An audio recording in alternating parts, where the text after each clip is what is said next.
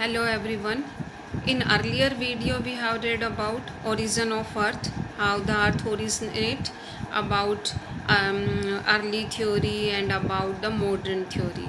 And after that we have read about how the planets are formed, how stars are formed. Now we will start with formation of moon, how moon was formed. And after that we will read about evolution of earth lithosphere. Student, मैं बहुत छोटे छोटे topic करके आप लोगों को पढ़ा रही हूँ ताकि आप लोगों को अच्छे से समझ में आ जाए. और अगर फिर भी कुछ प्रॉब्लम है आप लोगों को तो आप लोग मुझे मैसेज कर सकते हो कि हाँ मैम ये समझ में नहीं आया. We will revise this chapter. जो है सारे चैप्टर्स हम रिवाइज भी करेंगे. अभी तो मैं आप लोगों को इसलिए एक एक चैप्टर रिवाइज करा रही हूँ ताकि आगे कोर्स भी चलता रहे और चैप्टर भी रिवाइज होते रहे. तो अभी मैंने फर्स्ट चैप्टर रिवाइज कराया है, उसके बाद और रिवीजन वीडियो डालूँगी लेकिन आपको अभी भी कुछ समझ में नहीं आ रहा है तो you can send me message कर सकते हो. तो let's start with topic formation of moon. In earlier video I have told you about the solar system, how the planet was formed and when was the planet was formed, and about the how many planets we are having, moons and the asteroid, comets, and how many planets we are having. And then I have told we are having 8 planets, 63 moons and smaller bodies also. And these planets were formed 4.6 billion years ago. And we are having 2 type of planets. One is the terrestrial planet, another one is the Jovian planets. In terrestrial planets कौन कौन से बताए थे मैंने आपको? Mercury, Venus, Earth and Mars. These are called terrestrial. Why these are called terrestrial? Terrestrial means that the like अर्थ की तरह होती है. These are rocky planet, and the Jovian planet are gaseous planets. तो why there is all difference between the gaseous the Jovian planets are gaseous and the rocky planet are terrestrial planets are rocky. तो ऐसा क्यों है कि जो है asteroid से जो हमारे इनर प्लैनेट है वो रोकी है, आउटर प्लैनेट गैशियस है. क्यों है ऐसा? Because they are nearer to the sun, और सन की जो विंड थी उससे जो इनकी जो हैवी गैसेस थी जो है जो है सोलर विंड से जो इनकी हैवी गैसेस थी वो दूर चली गई और जो है इनर पार्ट में चली गई हैवी मटेरियल. तो अपर पार्ट जो है वो ये एक सॉलिड बॉडी बन गया ये जो है. लेकिन जो आउटर प्लैनेट थे वो बहुत दूर थे तो सोलर विंड्स वहाँ तक पहुँचती नहीं थी, इसलिए वो गैशियस रह गए. तो ये तो मैंने आपको कल तक पढ़ाया था. Today we will start with the formation of moon. आज हम किससे स्टार्ट करेंगे? फॉर्मेशन ऑफ मून, कि how the moon was formed, कैसे मून जो है वो फॉर्म हुआ. तो फर्स्ट अर्थ की फॉर्मेशन यानी कि प्लैनेट की फॉर्मेशन हुई. अर्थ इज़ ऑल्सो प्लैनेट, तो that is 4.6 billion year ago. और मून की फॉर्मेशन जो है that is 4.44 billion years ago. इससे साफ पता चल रहा है कि मून जो है किसके बाद बना है? अर्थ के बाद बना है. Moon is a natural satellite of earth, यानी कि that rotates around the earth के से की तरफ रोटेट करता है. तो इसमें there are two theories, 2 theories हैं. इन 1838 सर जॉर्ज डार्विन ने एक थ्योरी दी थी कि the earth and moon formed a single rapidly rotating body, कि देयर इज़ 2 बॉडीज़ जो कि बहुत तेज़ी से रोटेट करती थी. और उस बॉडी की शेप क्या थी? Dumbbell shaped. जो हम डम्बल यूज़ करते हैं ना, डम्बल शेप्ड थी और बहुत तेज़ वो रोटेट करती थी. तो ये डम्बल शेप्ड बॉडी जो थी ये ब्रोक हो गई. इट वॉज ब्रोकन और सेपरेटेड, अलग हो गई एक जो है और जो है दूसरी अलग हो गई, यानी कि एक अर्थ बन गया, डम्बल शेप्ड थी तो सेपरेट हुई तो दो बॉडी बनी, तो एक बॉडी जो है वो मून कहलाया और दूसरी जो है अर्थ, और वो बॉडी जो ब्रोक हुई थी वो उसके ऑर्बिट में रोटेट होने लगी और उस बॉडी से एक डिप्रेशन भी पड़ा। डिप्रेशन मीन्स गड्ढा जो होता है वो भी हुआ, और वो डिप्रेशन जो आज पैसिफिक ओशियन है वो उस डिप्रेशन की वजह से पैसिफिक ओशियन बना। तो ये तो किसकी थ्योरी थी? That is of sir George Darwin की। बट जो मॉडर्न साइंटिस्ट हुए they do not believe in this, they didn't accept this, इसको एक्सेप्ट नहीं किया। उनका क्या कहना था? जो मॉडर्न साइंटिस्ट थे उनका कहना था कि there was a giant impact और बिग स्प्लैट। अब मैं बताती हूँ ये क्या है giant impact and big splat. मैंने यहाँ पर एक डायग्राम बनाया है, ये देखो। उनका कहना था अर्थ थी और एक और 3 time biggers than Mars, Mars से भी 3 गुना बड़ा एक और कोई बॉडी थी। कौन सी बॉडी थी ये नहीं बोला, बट कि अर्थ थी, अर्थ के साथ उससे 3 टाइम बिगर्स जो है देन मार्स, मार्स से 3 गुना बड़ा एक कोई दूसरी बॉडी थी।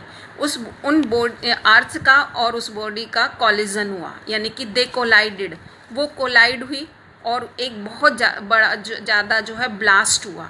अब ब्लास्ट हुआ तो अर्थ का कुछ पार्ट, जैसे मैंने यहाँ पर बनाया, अर्थ का कुछ पार्ट उस कॉलिजन की वजह से क्या हो गया? अलग हो गया अर्थ से, और अलग होके जो है वो किसके चारों तरफ रोटेट करने लगा? अर्थ के चारों तरफ उसके ऑर्बिट में रोटेट, जो पार्ट अलग हुआ वो उसके चारों तरफ रोटेट हुआ।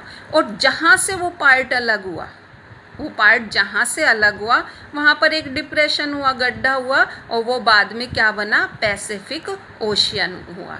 तो this is the called the giant impact और the big splat. Splat means टकराना जो है, उसको बहुत बड़ा जो है एक जाइंट इम्पैक्ट हुआ कि कोई भी एक बॉडी आई जो किससे टकराई? अर्थ से टकराई। उसकी वजह से अर्थ का एक हिस्सा जो, क्योंकि बहुत ज़्यादा एक्सप्लोजन हुआ था, उस एक्सप्लोजन की तरह से एक अर्थ का एक पार्ट जो है वो अर्थ से अलग हो गया और किसके चारों तरफ रोटेट करने लगा?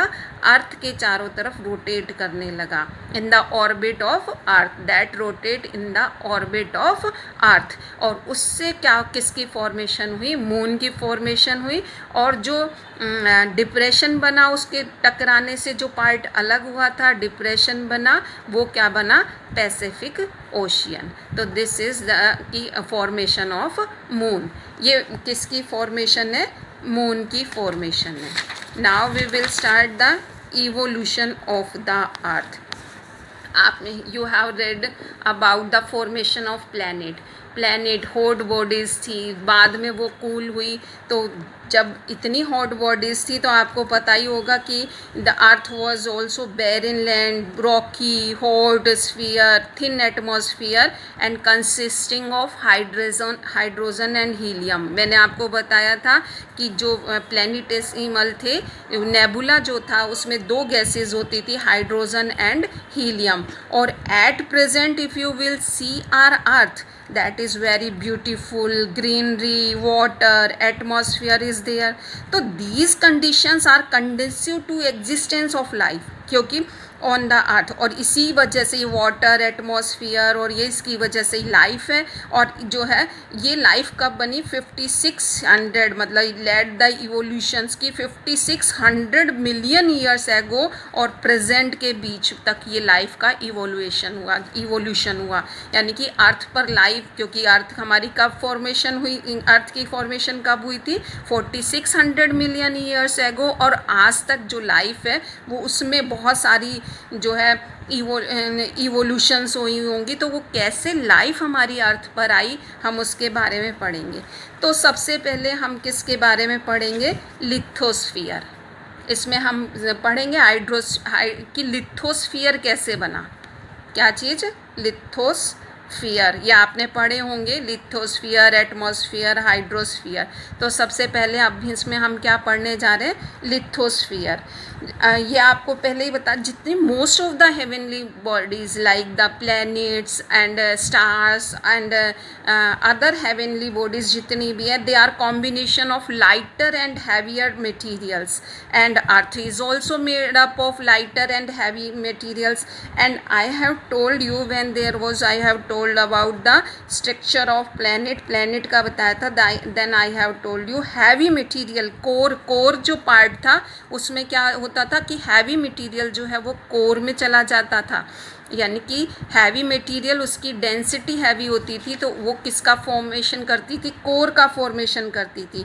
तो different material of different density में अर्थ में जो है डिफरेंट डेंसिटी के मटेरियल थे, और जो हाई डेंसिटी थी वो अंदर चली गई, जो उससे कम डेंसिटी थी उसके बाहर आ गई, और उससे कम वाले उससे बाहर जो है आई। तो denser and heavier materials like निकल है, फेरस मीन्स आयरन, वो कहाँ चले गए, सिंक टूवर्ड्स द सेंटर में वो सिंक हो गए। और the earth while the lighter material move around towards the surface of the अर्थ, और ये surface of the outer surface, ये आउटर सरफेस दैट कूल्ड, ये ठंडा हो गया, एंड सॉलिडिफाई, और सॉलिड हो गया, और क्या क्या बनाया इसने, क्रस्ट की फॉर्मेशन की। यहाँ पर जो है सबसे कम डेंसिटी होगी।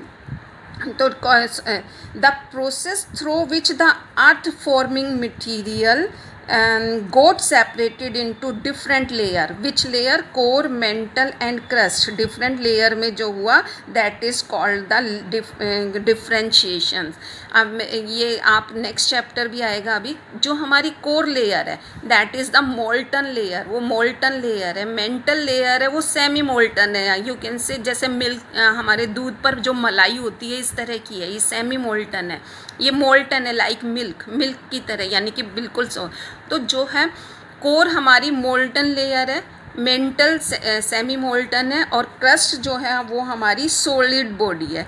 तो ये जो इनको जो बाउंड्री अलग करती है कि हाँ ये मोल्टन एरिया कोर है, ये क्या कहलाता है, that is known as differentiation. ये तो ये सेपरेटेड द लेयर, जो लेयर को सेपरेट करता है that is known as differentiation. और इसको हम going from surface to the centre of the earth there are different layers successively, crust, mantle and core.